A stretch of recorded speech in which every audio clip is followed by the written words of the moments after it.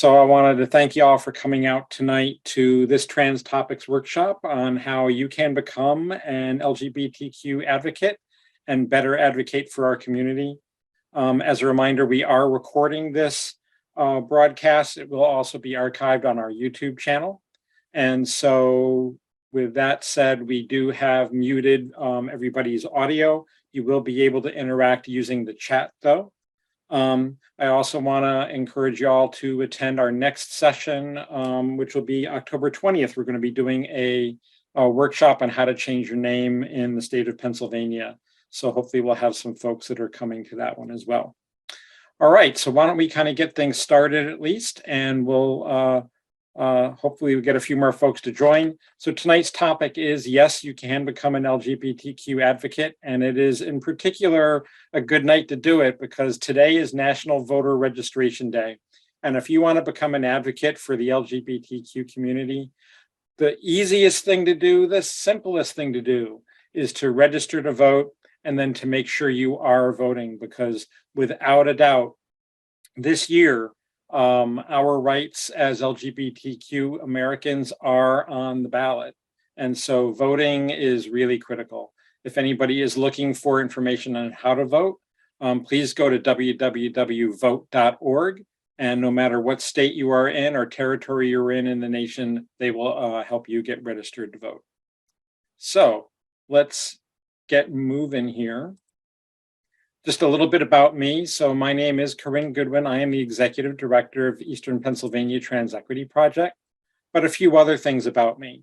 I am a spouse, I'm a parent, I'm a friend to at least a few people. I'm also a business owner, so I own my own consulting firm. I've done that for 12 years. Prior to that, I worked in the telecommunications and the retailing business. I own my own home. I've lived in Pennsylvania now for about 10 years. Prior to that, I actually lived in Virginia. And then I'm a native New Yorker, although you can't tell from my accent. I'm a taxpayer, and because I'm a taxpayer, I think that I have a right to expect my government to provide services and caring to me, as well as to my friends and relatives. I'm a model railroader. I love to cook. I'm the parent of a theater kid. My son works on Broadway in New York City. I really hate to do yard work, but I love to play music and listen to music, but unfortunately, I can't play a note. Why are these things important? And why is it important for us to talk about ourselves as complete human beings when we're a member of the queer community? Well, the answer is really simple. There are lots of ways that we can make connections with others. So when I am in and I'm lobbying a congressperson, or I'm speaking to a state legislature later, or I'm having conversations with school board members, or even just members of the community, I often am able to make connections with people in ways outside of my LGBTQ identity. And I'm often able to make those connections before I'm able to make a connection as a queer person. And so one of the things I want to encourage you all to be thinking about as we move forward and try to be exerting influence in order to advocate for the LGBTQ community is think about what are all the ways that you can make connections with others, right? We can often start in ways that don't necessarily relate directly to our queer identity. And now I want to get to know you a little bit. So I know we have a couple people in attendance tonight. So why don't you just take a moment to put in the chat your name, maybe where you live, where you're at. Tell us what your favorite hobby is and how you currently try to make a difference for the LGBTQ community. So we'll wait just a second here and see if a couple of folks are able to give us a couple of responses. So your name, maybe where you're at, what you love to do for fun, how you make a difference in your community. In the meanwhile, I will say that my favorite hobby has historically been model railroading. I have a model railroad that takes up basically an entire basement, but I have been struggling to get down there and playing with it. For one thing, my eyesight isn't as good as it used to be, so I don't I don't see as well as I used to, so it makes it kind of hard for me to do that work. One of the ways that I like to make a difference is that our organization, the one that we lead, does a lot of work with transgender folk around legal name changes. And we actually had 6 people this past 2 weeks get their name changes completed. One of them was a 15-year-old kid yesterday, and was talking to them and their mom earlier.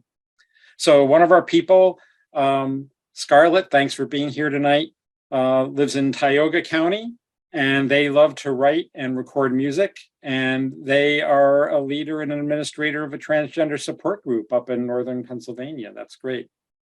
And Selena responded that they live in Philadelphia and they love scuba diving. So I've never scubaed. I have snorkeled, but not scuba diving.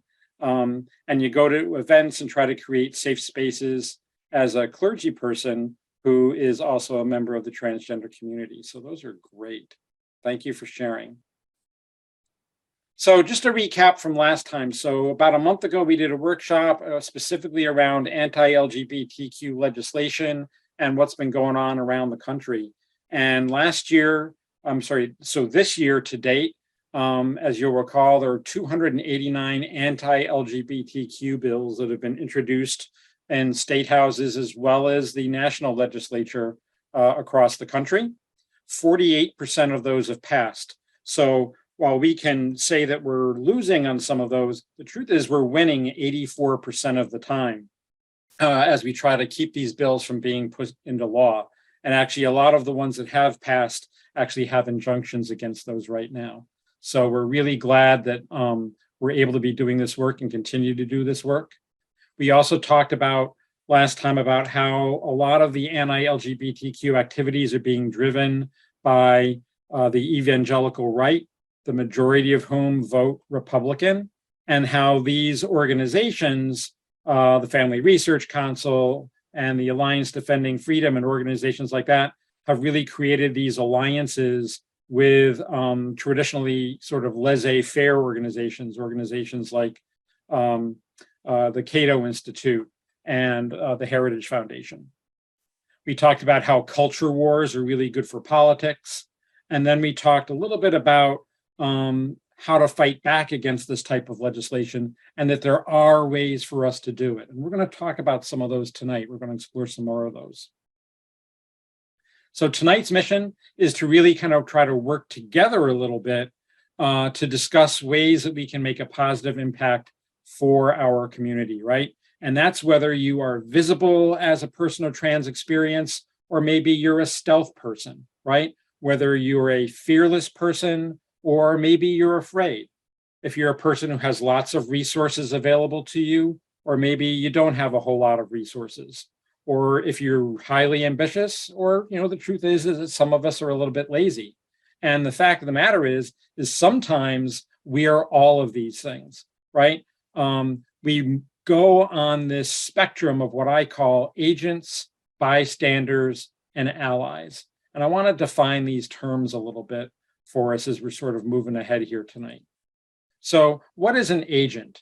An agent is somebody who is actively joining in negative behavior, right? They can be adversarial, trolling type behavior, lots of complaining, and their support for LGBTQ folks or for anybody is often conditional, right? So it's based on things that they want or things that they need versus the things that other people need.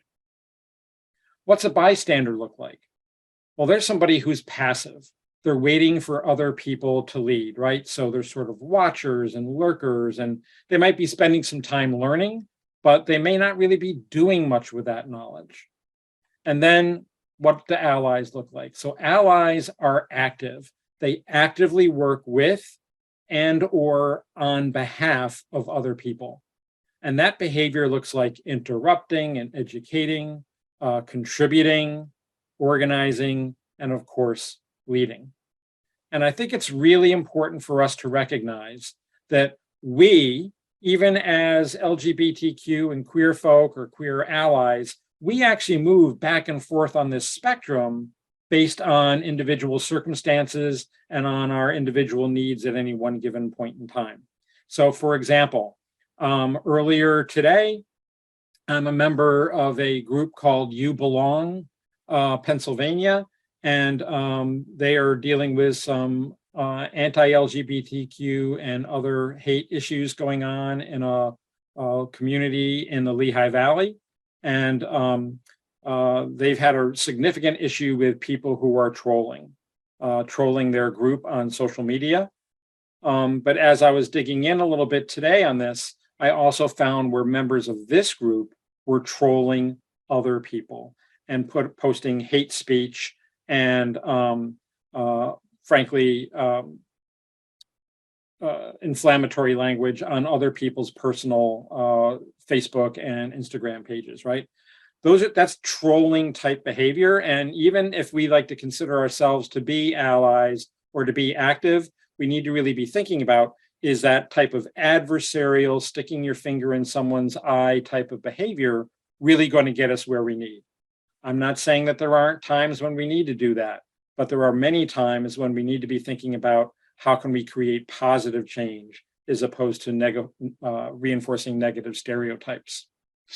Sometimes we act as a bystander. So there are times when that has been my case, where I have personally been misgendered, and instead of reaching back out to the person who misgendered me, it just felt in that moment where it was easier for me to retreat and stay safe, right? So that's sort of a bystander type behavior.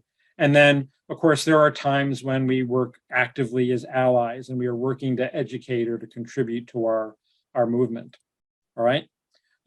Another thing to really be thinking about is that we need to be considering, how do we not only become active allies more often, but how do we encourage other people to become active allies?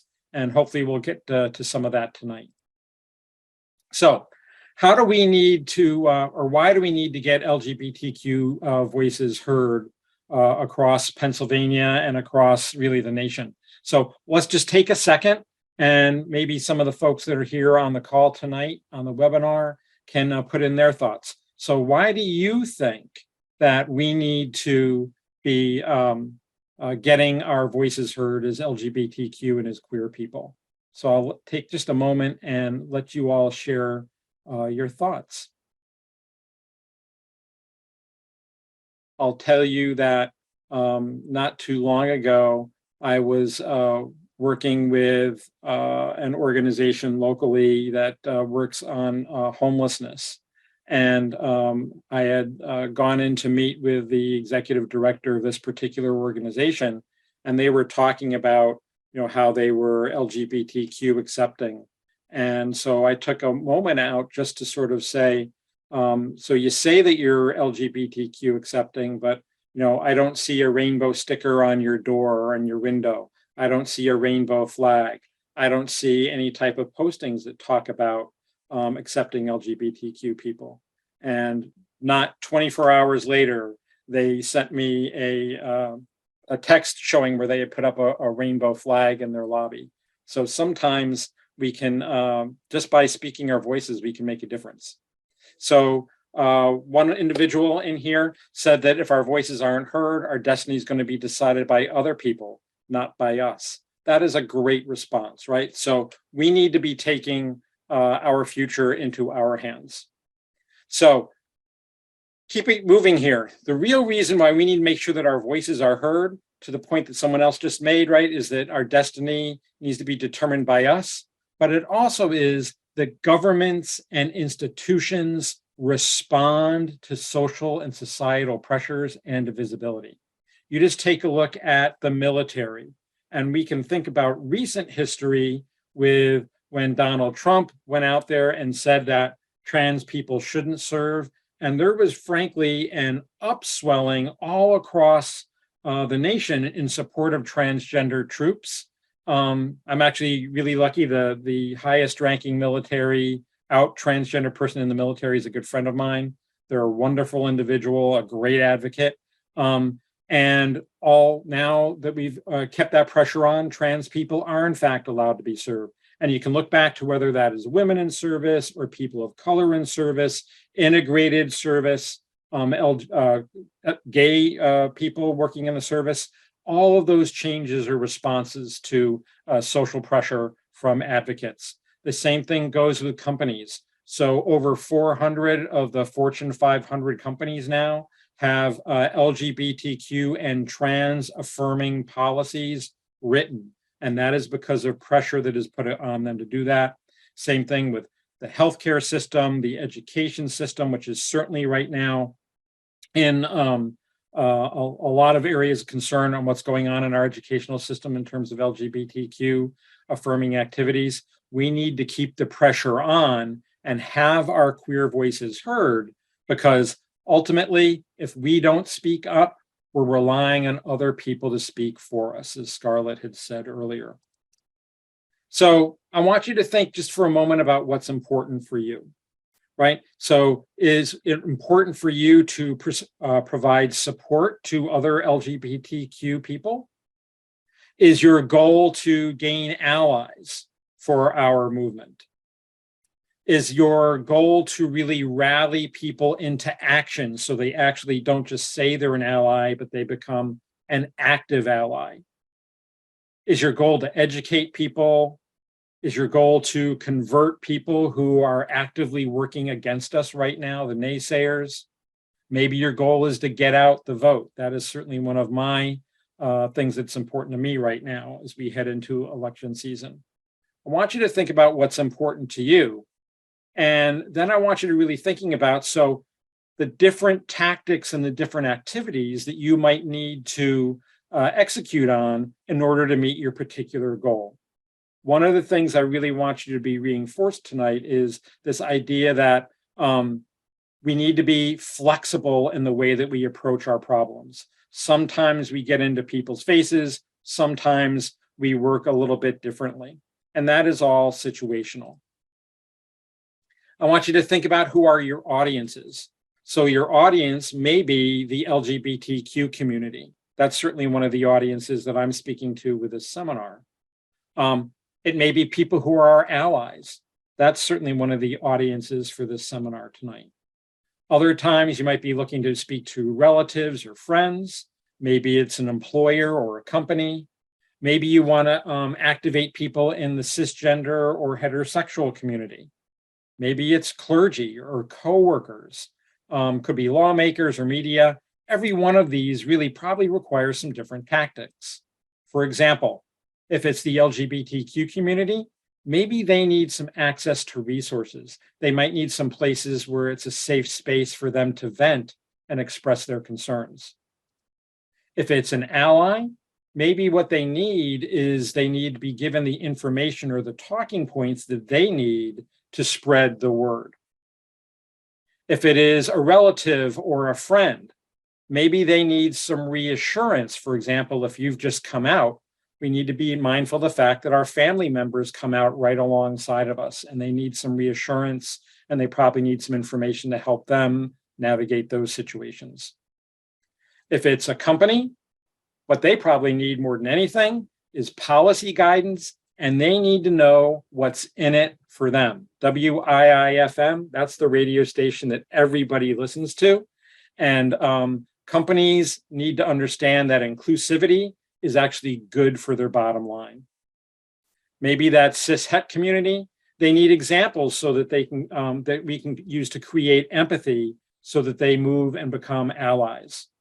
It might be clergy, right? So maybe they need to be, maybe if it is a, for example, the Methodist churches right now, they are really kind of going through this schism, and where many churches are thinking of breaking off and becoming LGBTQ inclusive, others are thinking of not becoming inclusive, and there's probably a lot who are sort of on the fence.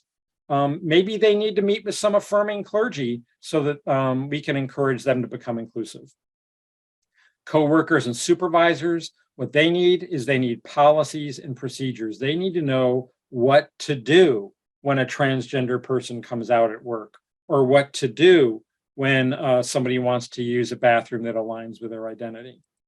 Lawmakers, they need to hear the stories of their constituents and they need the language that they can use to go back to their other constituents and speak about inclusive activities.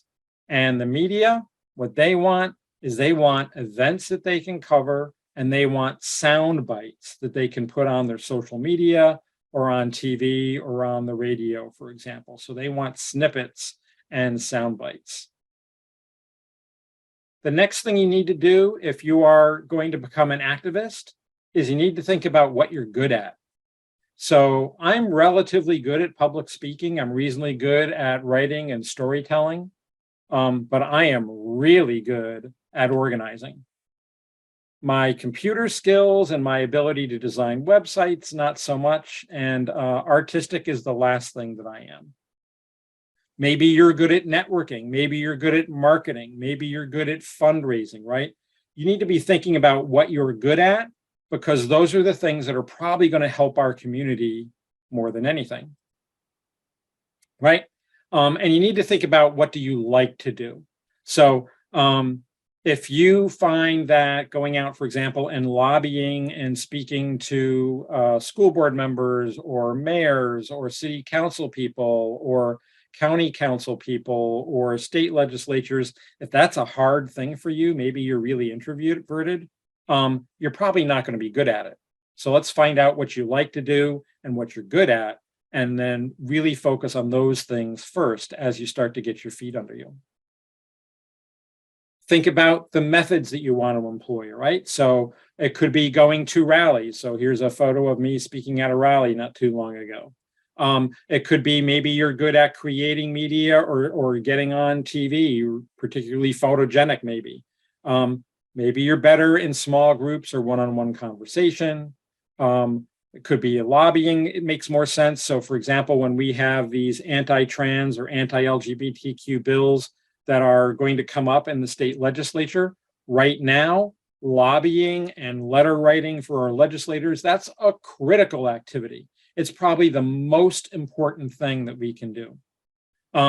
We're thinking about the election this fall, emails and calls to encourage people to vote for equality. That's a really high impact piece right now. Maybe you are really rich, and if you're really rich, but maybe you're stealth, contributing to organizations, whether it's the Trans Equity Project, or it is the ACLU, or it is Lambda Legal, or the Human Rights Campaign. You know, sometimes just a contribute of money or effort can make a real difference. And of course, things like voting and networking we already talked about. And remember, also is that there's not only are there benefits from these things, but there are some risks associated with them too, right? So if you decide to go on TV, you are outing yourself as a member of our community or as an ally, and you're potentially, putting yourself at risk. So I have certainly had a number of folks go on my social media because I'm a public figure and, accuse me of grooming kids, for example. So if that's not where your comfort zone is, then maybe some things that are a little more behind the scenes are better off for your activities. And then the other thing I want you to think about is the echo chamber, especially on social media, right? So the algorithm on Facebook and Instagram and TikTok and every other social media platform, really they are designed to show you content that they think you're going to like and that is going to get you outraged and angry. Often what happens is that when we go on Facebook or we go on Insta or these other networks, we are only talking to other people and we're just making ourselves more angry. I'm not saying don't go on social media. I'm saying is that you need to be thinking about what your level of influence is on social media and who are you trying to influence. It's not always the best tool. And we need to be thinking a little bit about self-care because studies show that too much social media usage, and I will actually admit that I am a person who is on social media a fair amount. Too much social media usage can actually create depressive behavior and activities. So we really need to be thinking about using social media as a tool, but not the be all and end all of all the tools that are available to us.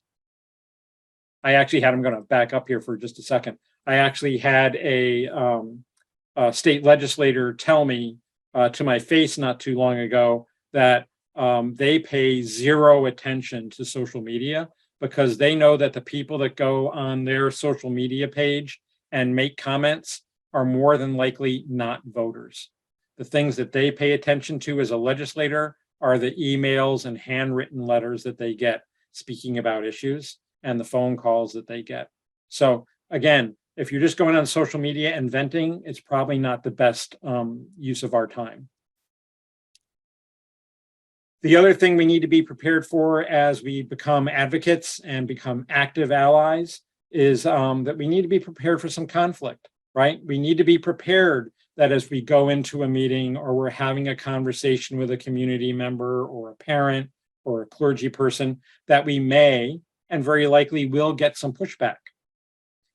We need to understand that we can disagree with people and not become enemies. We need to remember that attitudes and people don't kind of shift their opinions typically overnight. That does happen, but it's pretty rare.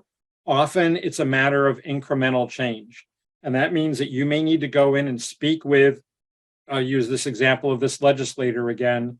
We're probably going to have, we've already had 3 meetings with this person and their staff, and it's probably going to take a few more before they really become a member of the Equality Caucus in the state legislature.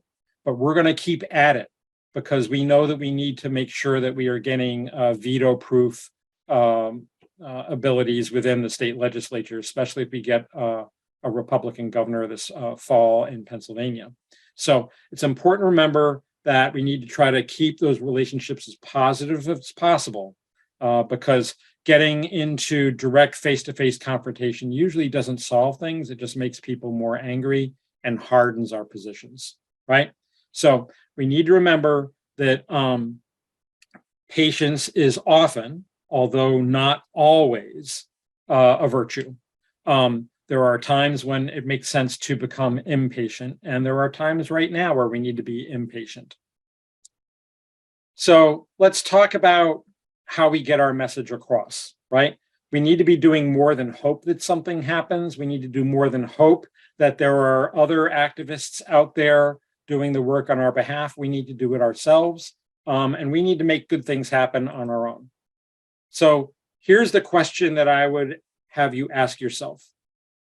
Are you in or are you out? Are you in the closet as a queer person or are you out and loud and proud? If you're an ally, are you a quiet ally or are you a loud ally? And we need to remember that there is actually a whole spectrum in between being completely in the closet or completely stealth or being out and loud. There are lots of degrees in between. And that often can vary based on our feelings of safety. The next question that I have to ask you is, how ambitious are you? Are you a little bit lazy? Are you really ambitious?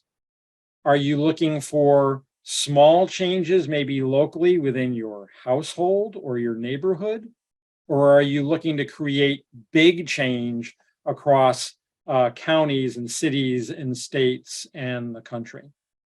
And that's where we get into this idea of micro, metro, and macro. So what I want to do is give you some examples of activities that advocates can implement based on this idea of, do you want smaller change or bigger change? And are you lazy or ambitious, or are you in or are you out? And so let's look at a couple of examples. So here are some kind of micro level activities, right? Or activities that can happen if you're not feeling super ambitious. So you can vote and make a difference in your local community by voting for school board, for example. Every election counts.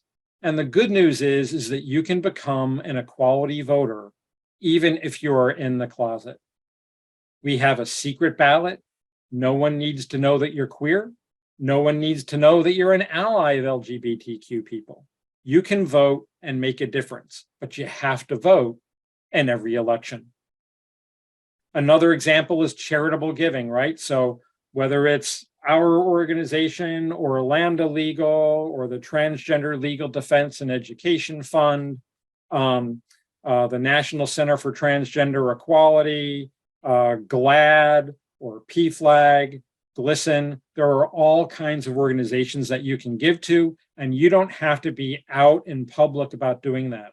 And you can feel good about, and you should feel good about, supporting organizations that are willing to do that kind of really hard work often on your behalf, but you're giving them the resources to do that. Something that you might do that requires you to be a little bit more out might be blogging. So there are forums like Medium, for example, where you can kind of focus your message on certain audiences. So you're out, but you're not necessarily super out. Or you can join closed Facebook groups that screen the people who are in those groups. And you can talk about issues and get educated and learn and educate others through these through the blogosphere without being totally out. Believe it or not, and for years as a transgender individual, for me, this was my activism, is that I would go out to a restaurant and show people that my money is just as green as anybody else's. When I go to the grocery store, I make sure that every week I go and visit a different person at the checkout because I want them to see that transgender people buy broccoli just like anybody else. These types of acts really are acts of revolution, but they're really small.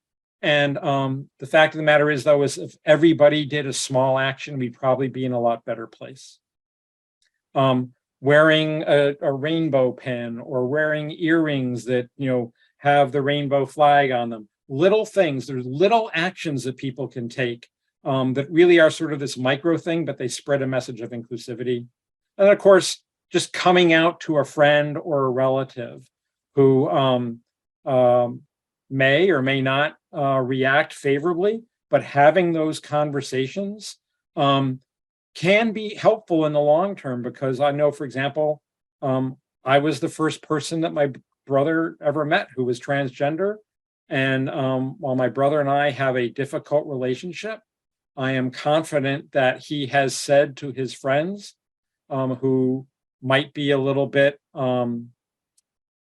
not open to LGBTQ lifestyles, he probably has said, well, listen, I have a brother who is transgender and I'm supportive of them.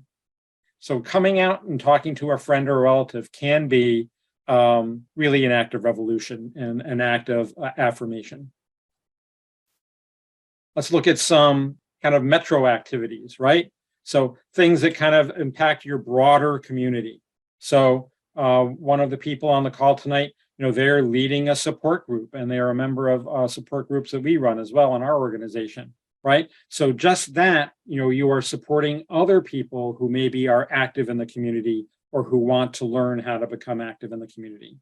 Maybe it's writing articles. So I write for a couple of magazines every month and every quarter, and that certainly does out me, but they are also LGBTQ publications. And so I'm out to a community where I feel safe, as an example. If you want to get a little further out, maybe it's becoming an election volunteer. And there's lots of ways to do that. So it could be, for example, instead of going out and door knocking on behalf of a candidate that you support, it could be text messaging on their behalf using a blind text message, using a burner phone. It could be sending emails on their behalf. It could be putting up signs. It could be working as a poll worker. If you want to get a little further out, maybe a little more ambitious, maybe you organize an event. So the Transgender Day of Remembrance is coming up. I know that our organization is working on 3 different TDOR events And we invite the media, we invite local politicians and statewide and national politicians to these events. It does out us as LGBTQ and trans people, but if it's something that can move the needle and we get that event on TV or in the newspaper, we are spreading the message of inclusivity. And then, of course, you could write letters to the editor.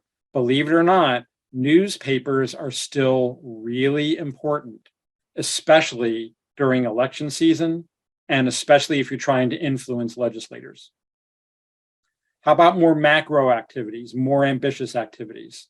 For example, right now, there's Rule 1557 and going on for the Health and Human Services Administration. So this is a bill that would, or not a bill, a rule that would make it in writing that it's illegal to deny access to healthcare for LGBTQ people. And if you haven't gone on to the HHS website and made a comment in support of this, that is a little thing, requires very little effort, but it can make a real difference for LGBTQ people. Because I will tell you that right now, if you go on their website for HHS, there are plenty of our enemies who are commenting against this. They need to be hearing comments in support of equal access to healthcare. A smaller activity, you don't have to be out of the closet to necessarily do this, but you could become a volunteer for the Trans Lifeline, which is an organization that is about suicide prevention for transgender people in particular. If you want to be a little bit more out, you could visit your political representatives, right? And even if you're in the closet, you could still do this. You could visit your political representative as an ally in stealth mode. You could do public speaking, and of course, probably the ultimate is running for office, right? There's lots and lots and lots of things that we can do, whether we're a little bit lazy or we're really ambitious to help drive this thing. So what I want to do is just spend a minute or so here and have you all share some of your ideas on what you think is something that you could do or that you would encourage others to do to become more active for our community.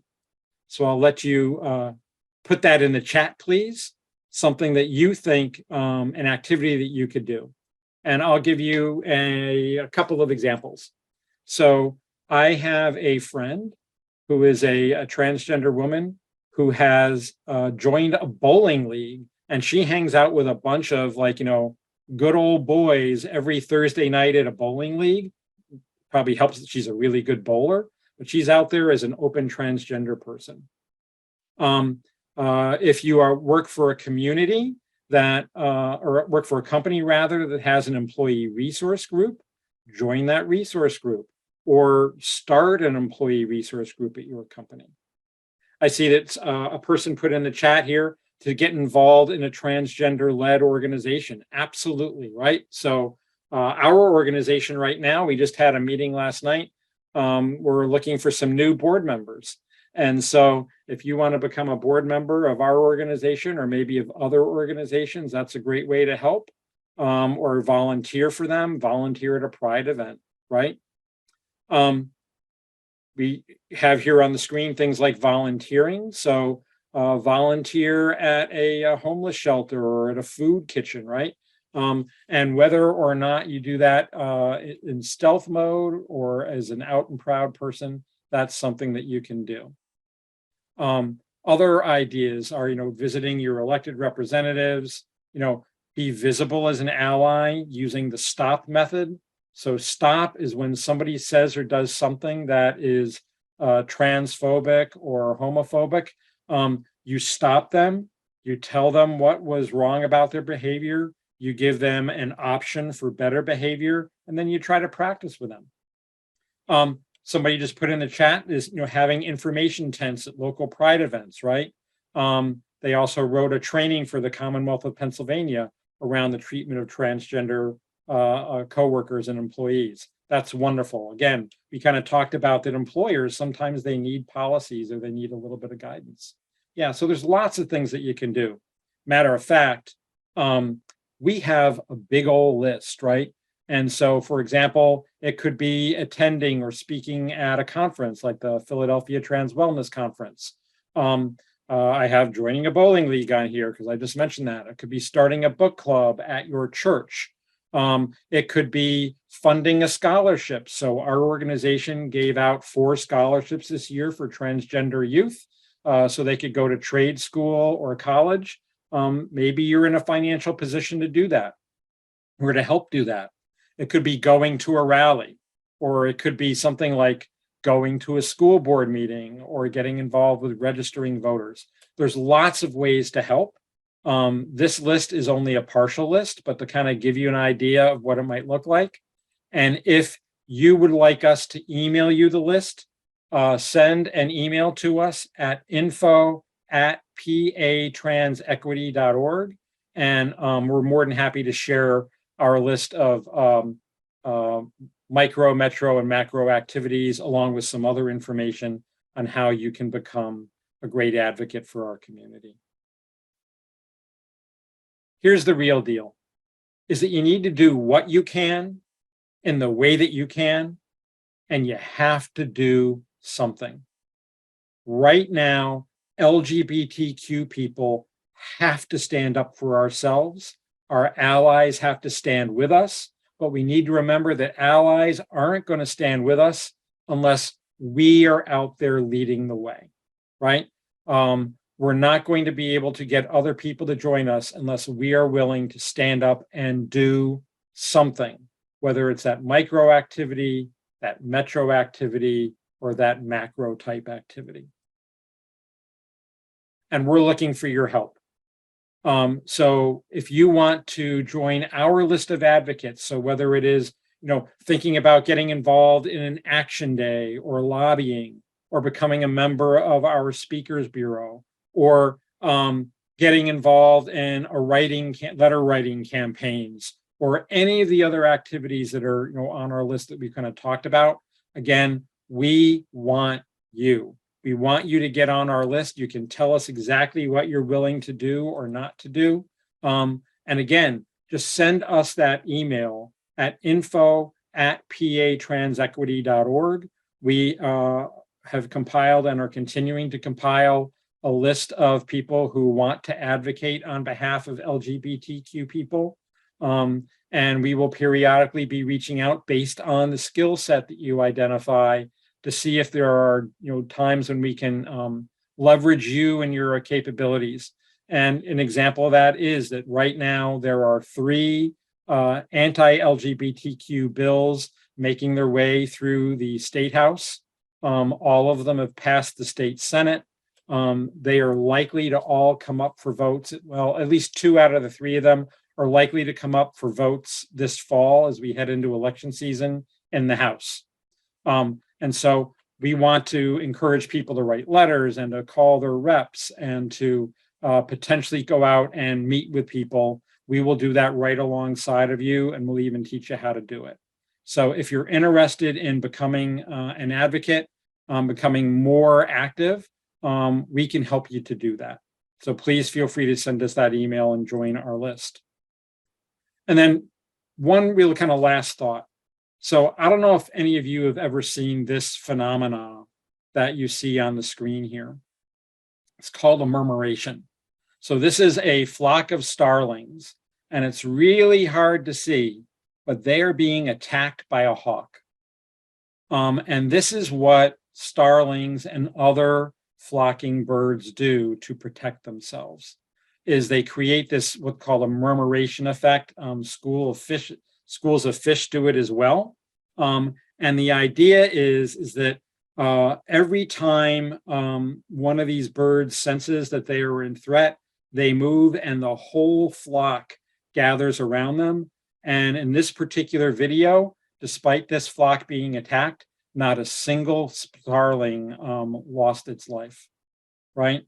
And scientists have studied this phenomenon. What they've learned is that every single starling in these flocks impacts 7 of its neighbors. So when it decides to bank left, 7 of its neighbors kind of sense that action and they all bank along with it. And then when another one says, I'm going to dive down, or I'm going to dive up, or I'm going to bank right, 7 of its neighbors do that, and it creates this murmuration effect. Here's what I really want you to think about.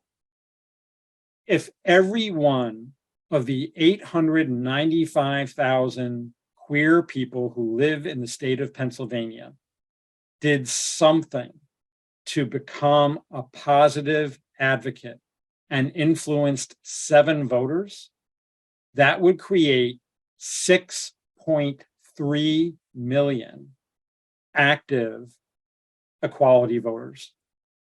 And that is more than enough for us to swing an election.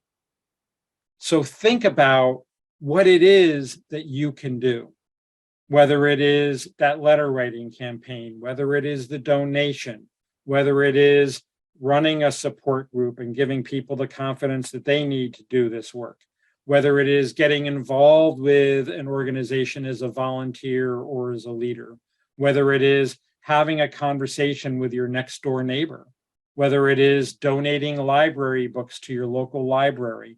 There's lots of things we can do to exert positive influence. And when we do that and we work together, we're literally going to be unstoppable. So with that, we'll take a minute or two to see if anybody has any questions or comments. Feel free to put them in the chat. I really appreciate all of you who came out tonight. Also want to remind everybody that this and other trans topic sessions, including the last one that we did specifically around anti-LGBTQ legislation, are archived on the Eastern PA Trans Equity Project YouTube channel. So I'll give y'all another moment or two here to see if somebody has a question or a comment that they'd like to put into the chat. So one person says, so what's the email to come on the advocate list? So it is info@patransequity.org. info@patransequity.org. I will also put that in the chat real quick.